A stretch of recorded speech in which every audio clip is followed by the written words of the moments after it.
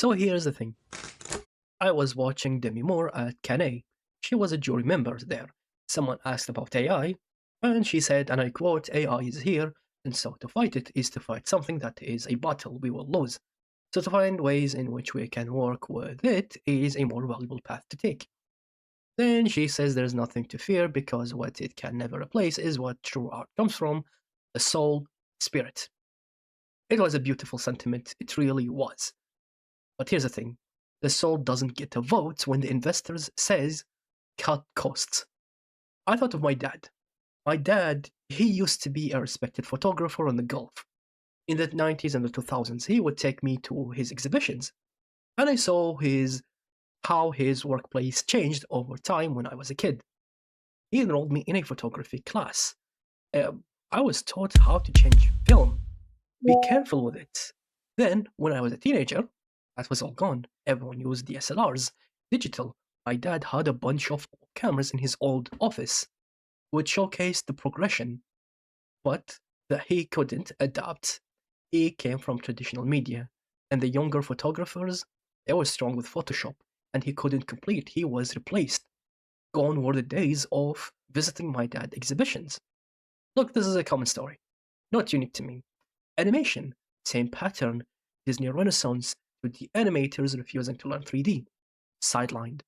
Disney hasn't had a 2D film department for over a decade.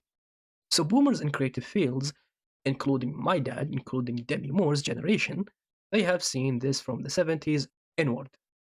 It was accelerated in the 2000s though, and they think AI is the same. The tech isn't perfect now, but digital wasn't perfect either. Adapt or get replaced. That's survival instinct. I get it, but it's wrong. Let me correct myself here a little bit. I'm not saying AI is nothing. I'm saying generative AI is different from going digital. And here's why. To replace humans entirely, you need AGI, artificial general intelligence. That's not happening in our lifetime. Not in our lifetime. What we have now is strong in certain aspects. It's improving slowly at best. A support tool, not replacement. But boomer investors, they don't want to remake their youth mistake.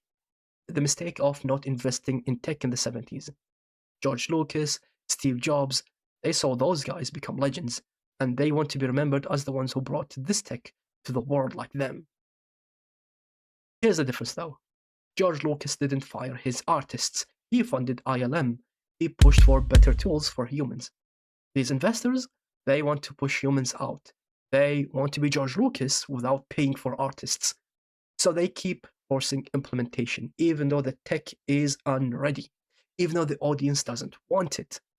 And now there is a deadline problem. Remember the promise when AI blew up? They promised AGI in few years. Oh, it's coming soon.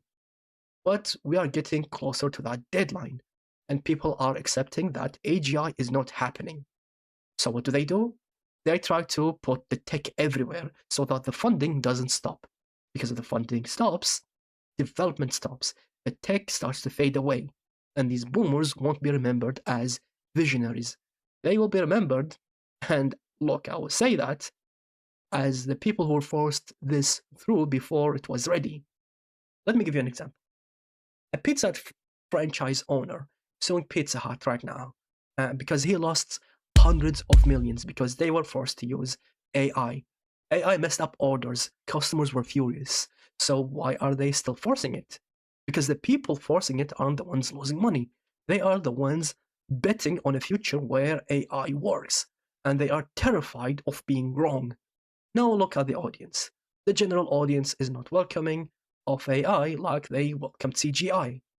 And there's a reason for that. CGI was amazing because it came from human hands even when it was at its infancy. It was a new tool to manifest imagination, an addition to what already existed. Generative AI, it's hollow. You can feel it. Right now, the only thing carrying Gen AI is slope on TikTok and YouTube Shorts. But even platforms are turning on it. YouTube is now purging slopes, though it's catching humans too, because the flashiness is fading away of AI. They want to include human work under the term slop to make it sound like it's an equal. Here's the trap. Big companies like Disney want to make AI seem prestigious. They are funneling money into it. They want you to think AI has standards. But the issue is AI excels at making slop. Because if you try to apply the laws of nature as animators have been doing for 100 years now, the tech falls apart. Physics, lightning, consistent volumes.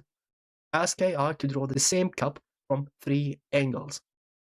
It will make mistakes. So they are stuck. On one hand, they classified old generations as slop to clean up the brand. On the other hand, their own prestigious AI films gets called slop by the audience because the hollowness is unmistakable. And remember how this started. Disney outsourcing to the UK now. Not AI yet. Cheaper humans. No healthcare costs because of the NHS. That was the canary. That was the test. Now, step two, replace those Brits with AI. That's the pattern. First, outsource to cheaper humans, then replace the humans entirely. And do not be mistaken, this is a step to prepare for AI adaptation, which won't fully work. But in the meantime, more burden has fallen on artists. So they now need to double check AI results on top of their job, while layoffs are happening. So what's actually happening? Humans are still needed to fix AI mistakes, but they are paid less. There are fewer of them, and the ones left are exhausted. The opposite of what investors promised. Okay, I'm not saying AI has no use. At best, it's a useful aid, a tool, like the eraser tool in a drawing software.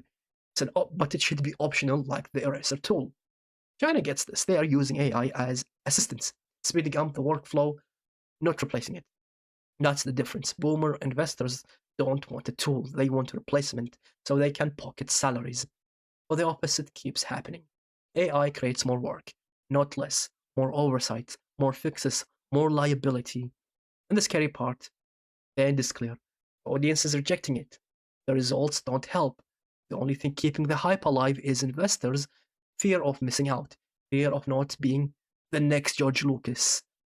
But George Lucas didn't replace artists, he gave them new tools. Demi Moore says, don't fight it. My dad says, just accept it. I have already seen what happened to traditional artists. They lost. And I get why. They survived. They moved to digital, although some better than others. And they think it's the same, but it's not.